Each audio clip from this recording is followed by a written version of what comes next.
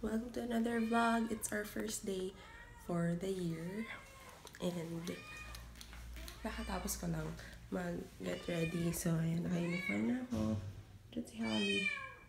Kulit niya. So, ayan. Bisa tayo.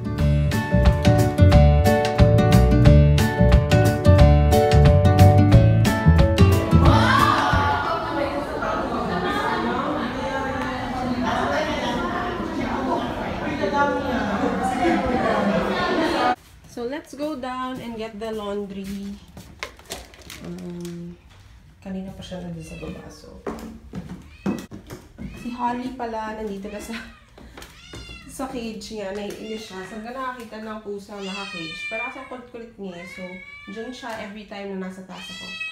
So, if you wanna see my closet, ito lang talaga siya. Medyo magulo lang. May plato kasi hindi ko siya ginagamit. ID and medicine.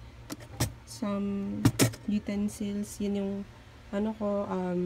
plancha, sweaters, and then ito yung mga pambahay, and then ito yung mga panlabas. So, yan lang talaga yung closet ko. Ayan. So, ayan, pinalitan ko na yung mga nakalagay dito sa wall ko. And currently, sobrang gulo ng bed ko. Nakalatag dyan lahat ng kailangan kong tapusin. Hopefully, matapos ko siya, but I'm not sure really kung matapos ko siya. Kasi ito, tapos na to. Actually, ito, medyo tapos na, pero check na rin natin later. This is for surgery, this is for pedia, laundry. Ito, lalagyan lang ng mga tapos na. So, pato muna tayo ngayon. So, I'm just gonna eat lunch, and then I'm gonna get my laundry sa baba. Kasi i-hanger ko siya, kaya may mga hanger dito. After that, I'm just gonna eat lunch, and then yun nga, mag-aaral na ako. Itong list ko, sobrang dami nang gagawin. Actually, hindi ko nga nagawa yung kahapon kasi nanood ako ng You. Alam niyo yung sa Netflix, yung bago nilang series, yung You. Pinanood ko siya kagabi, so hindi ako nakagawa. But, anyway, papakita ko sa inyo, galing ako SM. Bumili ako ng food, McDo. I'm just gonna read my translator, and then I'm drinking milk tea. Fun fact, hindi siya fun actually, sad fact, na 2 times pala ang sugar nito kaysa sa Coke. So, mas okay na mag-soft drinks kaysa mag-milk tea. So, sad. Tapos, may kimchi ako. I have my headband kasi nakakagulo ng yung buhok ko eh. Pag nandito sa bahay. Yan, kimchi. And then, I got stuff from National Bookstore. I have my illustration board. Meron akong biniling mga highlighter kasi naubos na yung pink, yellow, and orange. But I am trying out these what do you call them? Highlighters, double-ended tip highlighters, and the Kosh gel pens. I'm just trying it out, and then I will see if I will put this up on my shop. So, tingnan natin. Kung magustuhan ko siya, i-recommend ko sa inyo. Pero kung hindi, tingnan natin.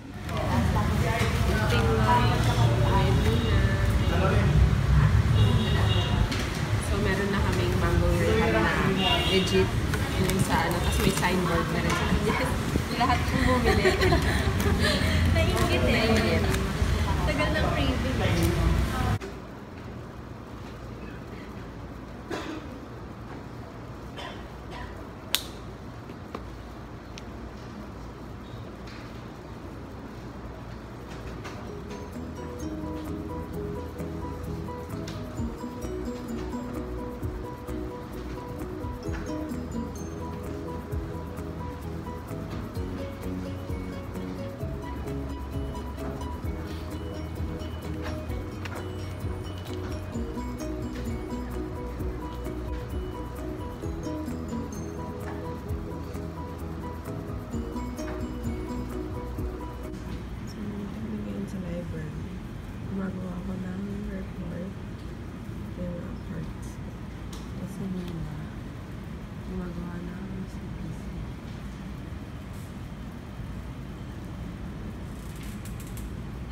May bago kaming friend.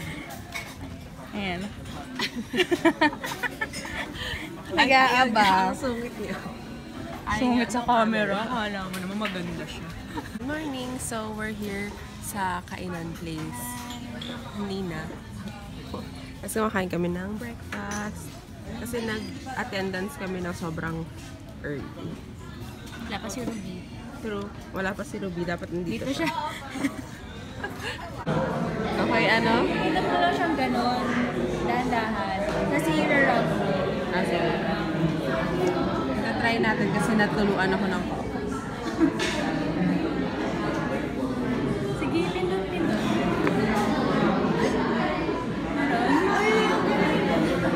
Uy! Ang galing! Hala!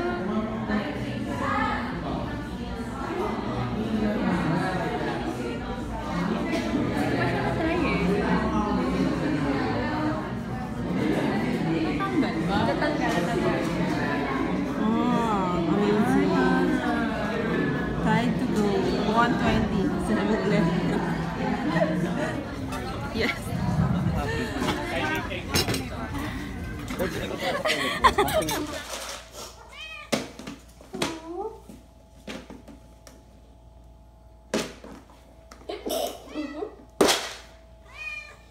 Oh my god. Food. Food. Wow.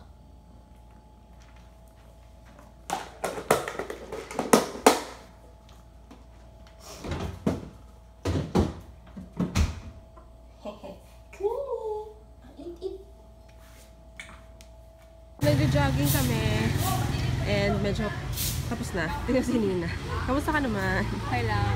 Okay lang. Inigot namin yung yung buong simbahan. May simbahan kasi dito.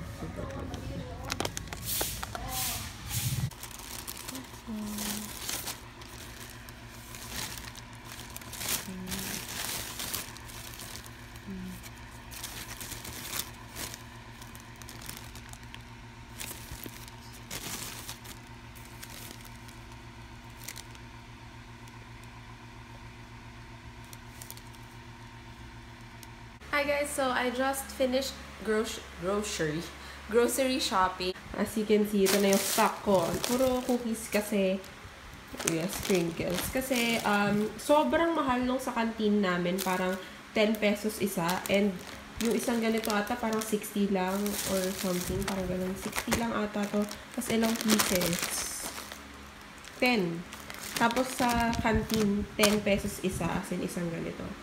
Yes, kumakain na ako. Tapos, nagbili ako ng mga kay Holly na, wait lang, sobrang ingay ata nung electric fan. Yung cat litter, and then, hair ball control na cat food kasi sobrang daming hair fall ni Holly. Tapos, bumili din ako ng Tide. And yung mga usual na binibili ko, sausage, pancit canton. Usually, pag Friday, wala talaga akong pasok.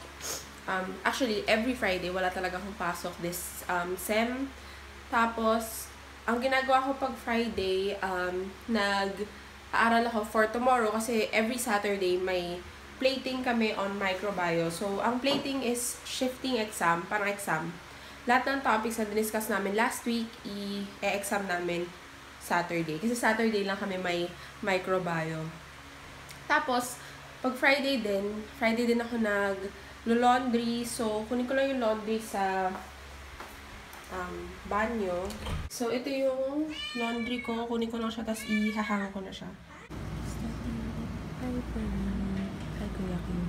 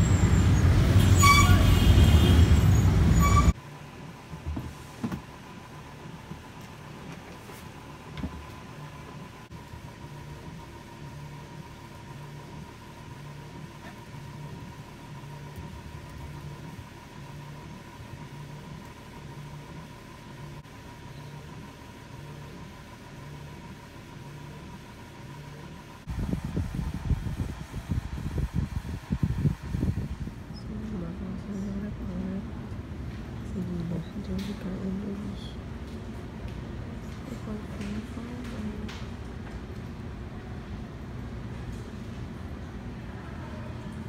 Hey guys, so magpapacheck sila ng report nila sa pharma. Ayoko na. Ayaw nyo na ba? After nito, may CTC pa. Truth. Tulog hanggang Thursday. Friday. So, madami kaming ginagawa this week. Pero last week yung pinaka-super busy ko kasi may report ako last week. Pero ngayon sila na. Tapos na. At least di na dapat sa ano. Di na dapat sa terror. So, hindi ako masyadong nakaka-vlog kasi ang daming tao sa school nahihiya. Yeah. So, tumatawa sila pero kinakabahan na. Nervous laugh. So, bakit natin kino-consider yung stroke? Kasi, di ba, abnormal yung contraction ng heart. So, si atria, mabilis, si ventricle cannot compensate. Bali, yung flow of blood is also decompensated.